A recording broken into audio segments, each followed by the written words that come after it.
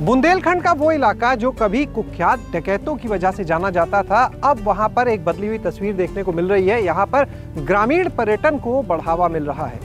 घना निकलो नफज के जमाने में लाग जे है नजरिया मिलाने में। घना निकलो नफज के जमाने मेरे लाग जे है नजरिया मिलाने में। कानपुर के एक युवा ने बांदा जिला मुख्यालय से लगभग 45 किलोमीटर की दूरी पर एक इको विलेज तैयार कराया है। क्या वो सोच रही जिसको ध्यान में रखते हुए आपने इसे बनवाया है? कह सकते हैं कि ये पूरा आइडिया ये it's like a small baby जिसको ब्रॉन एंड बॉटअप किया। यहाँ पे जो आप पीछे चलेंगे हम लोग देखेंगे पूरा फॉरेस्ट जो कि 10-15 सालों में कहीं ना कहीं बन के तैयार होता है, उसको मैंने 2-2.5 साल के अंदर तैयार किया। जो यहाँ का एक आकर्षण है, जो मैग्नेटिज्म है, चारों ओर पहाड़ हैं, बगल में नदी बहती है और यहाँ पे मतलब बिल्कुल कह सकते हैं कि कोई भी नॉइज़ नहीं है, आपको सुनाई दे रहा होगा, सिर्फ पत्तों की आवाज़ सुनाई दे रही है। तो एक आकर्षण ऐसा पैदा हुआ और मैंने, चूँकि ये मेरा पैतृक गांव भी था, तो शहर में फादर मेरे बाहर गए, मैं पूरी तरीके से बाहर ब्रॉन एंड बॉटअप हुआ, इंग्लिश मीडियम से पढ़े, एजुकेशन अच्छी हुई। तो कहीं ना कहीं लगा कि एक जो बुंदेलखंड का एक रिमोट एरिया जहाँ पे ये गांव बसता है, और ये सोचा कि एक इस गांव के लिए कुछ किया जाए और कोई ऐसा इनिशिएटिव लिया जाए कि जो शहर के लोग हैं वो यहाँ से कनेक्ट हो सकें। और कहीं ना कहीं एक नेचर लवर हूँ मैं, तो जो मेरी लैंड पड़ी हुई थी मैंने उसमें पूरा फॉरेस्ट लगाया और उसको जापानीज़ टेक्नोलॉजी मियावाकी से पूरा बनाया, जो कि 10 सालों का फॉरेस्ट 2 साल में बन के खड़ा हो गया। शहर के लोग हैं, जो शहरी जीवन में रहते हैं लोग, हर आदमी इस तरीके के वातावरण में आना चाहता है, देसी खाना खाना चाहता है। आप भी एक ऐसी जगह पे बैठना चाहते हैं और यहाँ पे आने के बाद कह सकते हैं कि कोई भी काम करने की आपकी खुद की इच्छा नहीं करेगी। हालांकि सुविधाएं मैंने सारी दी हैं, वाईफाई है, इलेक्ट्रिकल बैकअप है, गर्म पानी मिलेगा आपको, और लाइब्रेरी है, स्विमिंग पूल है, स्पा है, सब कुछ है, सारी फैसिलिटीज़ हैं। लेकिन जितना भी आधुनिक चीज़ें मैंने यहाँ पे डाली हैं, वो सिर्फ सुविधाओं के लिए डाली हैं कि कोई भी शहरी आदमी आके 2 दिन 3 दिन यहाँ पे समय बिताए और यहाँ पर आकर कह सकते हैं अपनी ही रूट से रूबरू हो सके, अपने आप से रूबरू हो सके।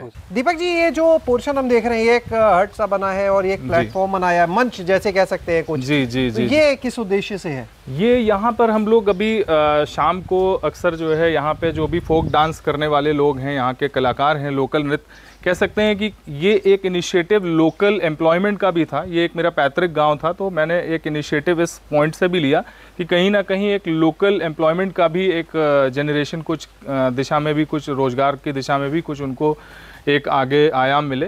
चलो चलन दो ढला चला बैरागी लला सन्यासी लला। चलो चलन दो ढला चला बैरागी लला।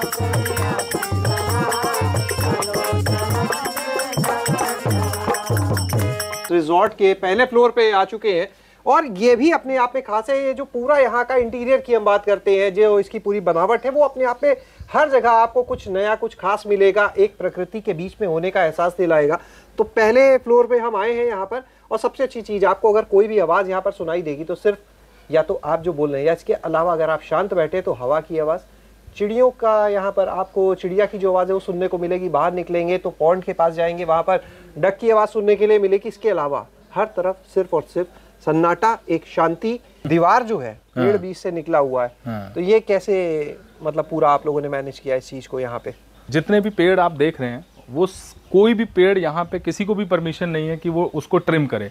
हम लोग उसको ऐसे ही नेचुरली वाइल्ड लुक में उसको बढ़ने देते हैं। और कहीं ना कहीं जब हम लोग इस कंस्ट्रक्शन को कर रहे थे, आप कह सकते हैं कि इसमें जो आप अगर ये देख पा रहे होंगे कि ये डाल जैसे बीच में से निकली हुई है, और ये छत जब हम लोगों ने डाली तो ये कितना मुश्किल था हम लोगों के लिए। पर स्पेशली मैंने स्ट्रिक्टली ये एक तरीके से कह लीजिए कि मतलब इस चीज़ को इंस्ट्रक्शन दे रखा था कि कोई भी जो है डाल टूटनी नहीं चाहिए, कोई पत्ता भी नहीं कटना चाहिए, कंस्ट्रक्शन हो या ना हो, चाहे हमें प्लान लेआउट कुछ भी बदलना पड़े। तो हम लोगों ने इस डाल को एज इट इज़ मेंटेन रखा। आप देख रहे होंगे बहुत सारे पेड़ों पे बहुत सारे हम लोगों ने जो गौरैया हैं, तमाम तरीके की यहाँ बर्ड्स आती हैं, उनके लिए घोंसले बना रखे हैं और सभी घोंसलों में कहीं ना कहीं उनके बच्चे हैं, घोंसले बने हुए हैं, चिड़िया रह रही हैं। पहले लग रहा था कि अंदर कैसा होगा, बाहर की सड़क कैसे लगा कि बिल्कुल गांव के वातावरण में जा रहे हैं, लेकिन अंदर आकर के लगा कि बिल्कुल ये तो एक नया तजुर्बा जीवन के लिए था, क्योंकि गांव का पूरा वातावरण, गांव जैसा पूरा माहौल, गांव जैसा यहाँ का बनावट, बिल्कुल जैसे गांव हुआ करते थे और बिल्कुल अंदर से आधुनिकता के साथ संगम मिला करके, तो जिसको एक कह सकते हैं बैक टू बेसिक, अपनी पुरानी जड़ों से वापस लौटने का बहुत अच्छा सुंदर मौका हमको यहाँ पर मिला। यहाँ का माहौल देख के लग रहा था कि यहीं पे स्टे करें, बहुत अच्छा लग रहा था यहाँ पे। और यहाँ का जो नेचुरल जो ब्यूटी है बहुत ही सुंदर है, यहाँ की पेड़ पौधे एक एक मतलब हर चीज़ बहुत बढ़िया बनी हुई है। जब मैं आया बाहर से तो मुझको लगा यार कहाँ गांव के अंदर जा रहे हैं, पगडंडी है क्या नहीं है, क्योंकि बाहर से तो कुछ दिख नहीं रहा था।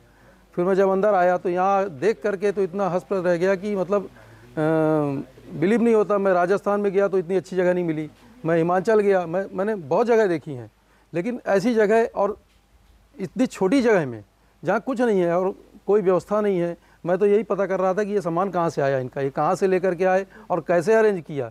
तो आपने देखा इस पूरे इको विलेज को हमारे साथ में और जाना कि कैसे आप एक बांदा के गांव में आके, जो बांदा मुख्यालय से लगभग 45 किलोमीटर दूर है, वहां पर आकर एक शानदार अपनी आउटिंग कर सकते हैं। यहां पर अपने परिवार दोस्तों के साथ घूमने के लिए आ सकते हैं और यहां पर आपको पूरा प्रकृति के बीच में रहते हुए एक लग्जरी होटल का आनंद भी आएगा और प्रकृति के बीच में रहते हुए आप यहां पर अपना एक अच्छा समय निकाल सकते हैं।